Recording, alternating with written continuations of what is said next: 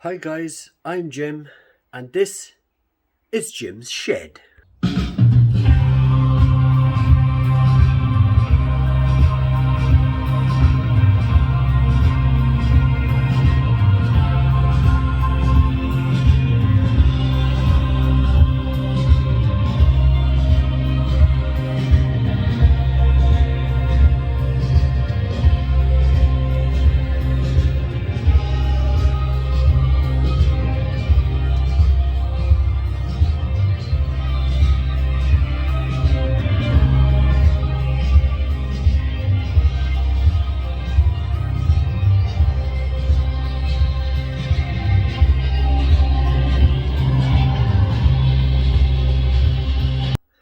Right, enough of that nonsense. Back to the business. Look lads, I'm not into these fancy intros and all this old crap, this is just Jim's Shed, So what am I? It's about 2 weeks since the last video, and I just said I'd do a short video on winter's upon us, and a lot of people, all of a sudden, as soon as the first frost comes, a lot of cars decide not to start, and it's one of two reasons. Normally, especially in the winter, either your battery or your alternator. So I'm going to give you a little tip today on how to diagnose whether it's your battery or whether it's your alternator that's actually gone. A lot of people go along, oh, my battery's flat, okay? So they go off and they buy themselves a new battery. Put the battery in, hook it up, car starts fine. Maybe 1.5, 2 days later, same problem, battery's gone down. Only to discover that it was the alternator that originally was gone, that wasn't charging the battery. So,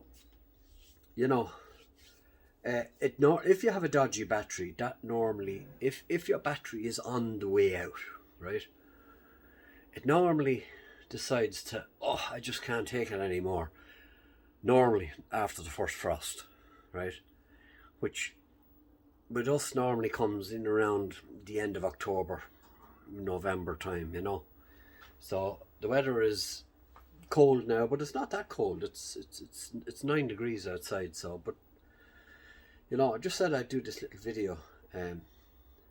Now, modern cars, that can be kind of tricky, right? Because nearly all modern cars now have this start-stop technology. I'm not a great fan of it myself. I think it's a nonsense. It's only a way of driving down the emissions. But look, most of them have it now. And for that, you need a very powerful battery and you need a very powerful alternator. Batteries, I remember I had my first, we'd say, Honda Civic. It was a 1.6 V-Tech Honda Civic. I remember my first new car, it was bee's knees, way back in 92. And the little battery was only, it was no bigger than nearly the size of a battery you'd see in a motorbike, or a lawnmower. It was a tiny little thing.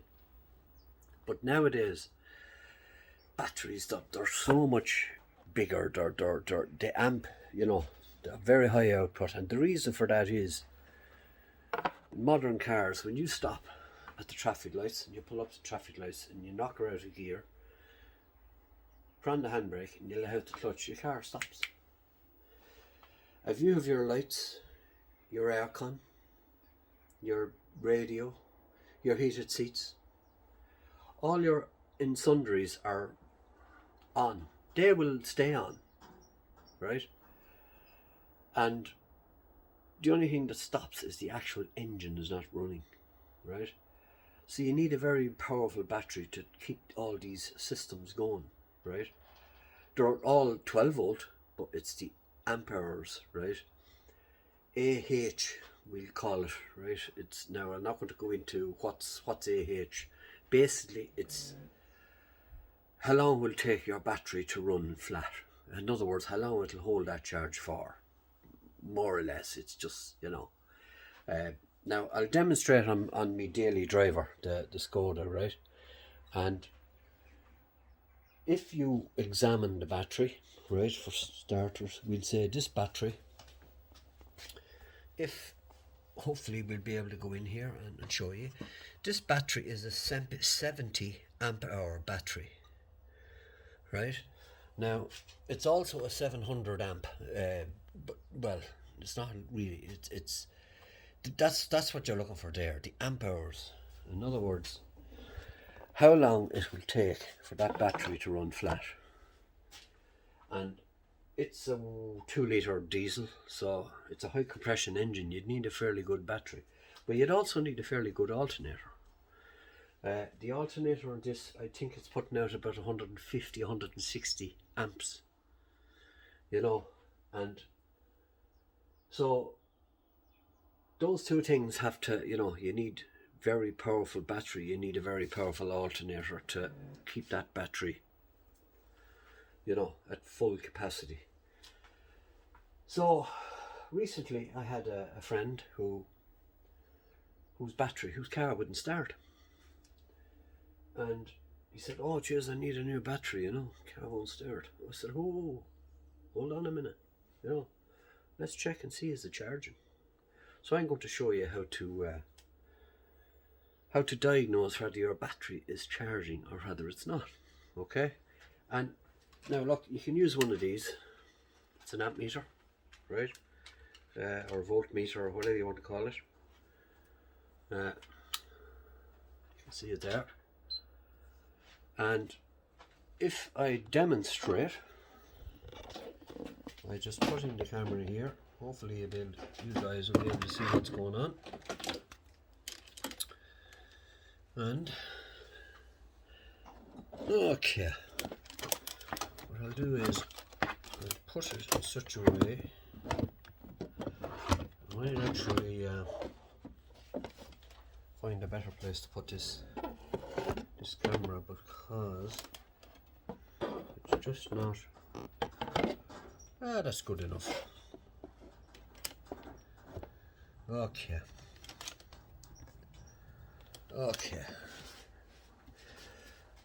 Now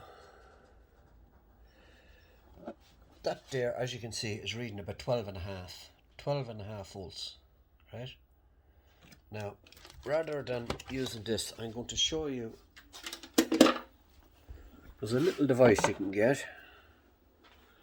I'll just show you over here in the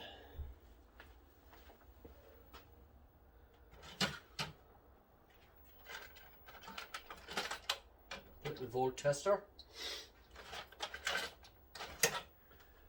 It's one of these lads. It's got a little digital readout on it. You can buy these on Amazon. They're about 70 quid. It's a Snap-on. Snap-on is the make, and basically it has a flexi wire on it. This goes to your negative terminal on the battery, and this will give you a digital readout of what your battery is reading at. So you're looking for two figures here, right? Around 12 and a half volts is your average battery will give you. So we'll just sit our. Now I'm going to demonstrate here by just putting that there, and now I hope you guys can see that it's reading 12.4 volts. That's what your battery is reading there now at the moment. Hope you can see that, folks. 12.4 volts. Now, what should happen if I start the engine? The magic number is 14.5 volts. Between 14.2 and 14.4. Over 14, between 14 and 14.5. That's what you should be reading if the alternator is charging. So we'll start the car now and we'll see what happens to the readout on our little tester.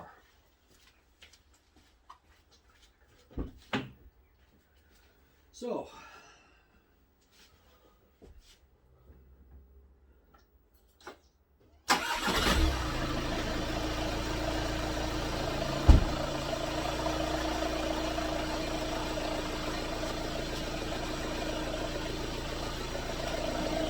okay,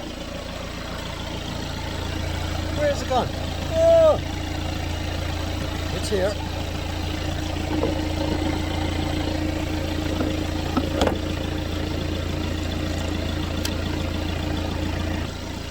Now guys, 14.5 volts.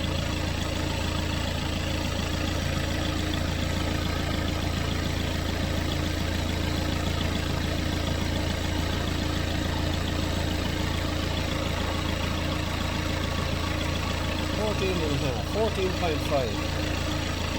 So what we'll do now is we'll turn off the car.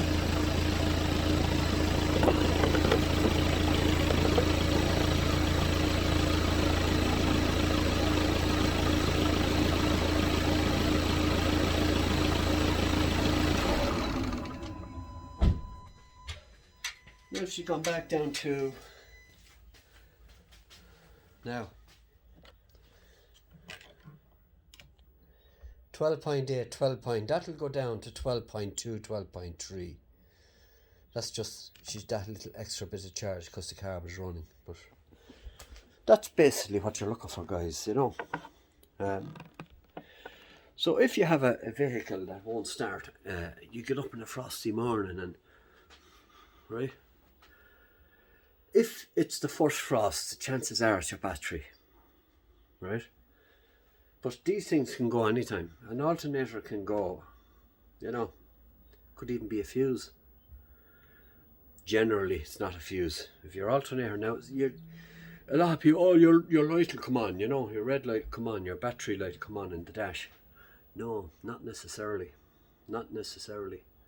Especially with these modern cars now with stop-start technology, because your battery is putting out so much amps, your alternator could be only just charging now and again, and you know.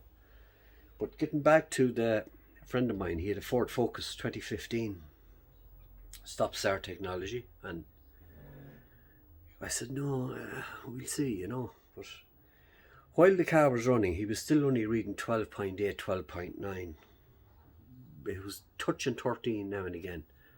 Straight away we knew it was his alternator. He took it out now. You can buy these part exchange, you know, you bring in your old alternator and you get a new reconditioned one. Good idea. New alternator for a Focus is about €400. To get it repaired is about half that, about 200 quid, about €200. And that's what he did. He got his own alternator, brought it into a auto electrician locally in Tipperary here, and he got it repaired, put it back in, put a new belt on. If you have your alternator off, like, it's always good to have a look at the belt. Put a new fan belt on it, and off he went, and his battery within 20 minutes was back up to full, you know. So yeah, there you go. You buy them on Amazon for 40-50 euro. That particular one was, I think it was around the 80, because I got a snap-on. It's a good brand, but look, you could also use a voltmeter, you know. And that's a good indication. The magic number 14.2 to 14.5. And that'll tell you if your alternator is good. If your alternator is not, your battery will be lower than that, 12, 12.5, 12, you know. So yeah, that's, I hope you found this video useful. helpful, guys. But getting back to the old fancy intros, I just said I'd do a bit of a mess today, you know. The old Jim Shed signature tune there, you know. But look, I'm not into this fancy, you know. But what I will do is I'll give a little plug to a channel. He's over in the UK. Rusty Love. Just type in YouTube, in your YouTube search engine, just type in Rusty Love. You know, it's a guy and a friend. I think he started it about, I'm not sure, around last January, February. It was before lockdown anyway. Might even before Christmas last year. But he started off, he bought himself a Mark 1 Ford Capri 1.6 GL. Just a pile of rust, you know. Engine seized. Just managed to get this thing home, and outside the gable end of his house, he started to work on his Capri. And great videos, you know. He bet the shit out of pistons with a block of timber, you know, and he freed the whole thing up. Got the engine running, you know. Perseverance. I wouldn't have the patience for that. And when I started this channel, I thought about that, you know, will I get myself a heap of rust, you know, in a wheelbarrow and bring it in here and just bring it back to life. And no, I said I'd rather get a car that's more or less going, but just modify it, you know. And so I decided to get the Mini. So, but look, Rusty Love, give him a shout, you know, and have a look. And great guys, you know. And so yeah, that's basically, now that winter is upon us, keep an eye on your antifreeze. Keep an eye on your coolant level, you know, make sure everything. Keep an eye on your battery and, you know, your tyres, your wipers, your lights, all of those things. Keep an eye on everything, because you're coming into the winter now, and you know, you want everything tip top. You don't want to be left on the side of the road spilling some morning going to work or coming from work or whatever, and you side of the road, and you know. So get your car serviced, get it checked out. Always do it this time of the year, you know. And remember, sanitize and wear a mask when you're in public, and keep your distance, you know. Let's get this thing under control too, you know. So lads, once again, thanks for watching, and we'll see you in the next video. So until the next time, thank you and goodbye.